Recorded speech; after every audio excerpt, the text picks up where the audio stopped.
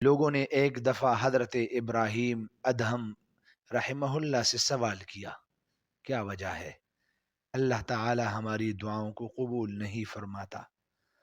آپ رحمہ اللہ نے فرمایا، تم خدا کو جانتے ہو مگر اس کی اطاعت نہیں کرتے، رسول اللہ صلی اللہ علیہ وآلہ وسلم کو پہچانتے ہو مگر ان کی پیروی نہیں کرتے، قرآن کریم پڑھتے ہو مگر اس پر عمل نہیں کرتے، اللہ تعالی کی نعمتیں کھاتے ہو مگر اللہ کا شکر ادا نہیں کرتے، جانتے ہو جنت اطاعت کرنے والوں کے لیے ہے مگر اس کی طلب نہیں کرتے، جانتے ہو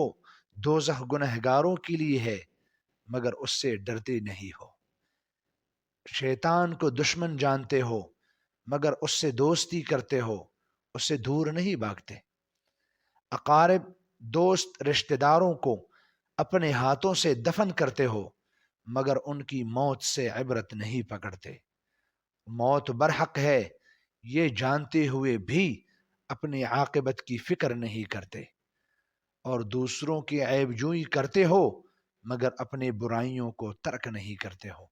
بھلا ایسی شخص کی دعائیں کیسے قبول ہوں گی؟